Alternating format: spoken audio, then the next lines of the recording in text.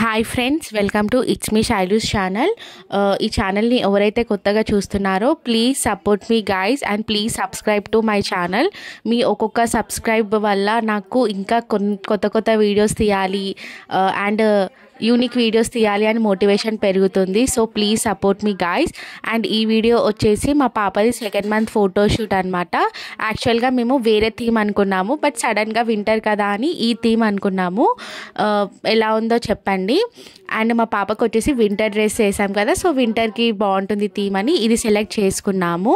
తనకి 2 డ్రెస్సెస్ వేసామన్నమాట. ఒకటి వింటర్ది అండ్ ఇంకొకటి ఫ్రాక్. చాలా అంటే చాలా బాగుంది అండ్ కోఆపరేట్ కూడా బాగా చేసింది.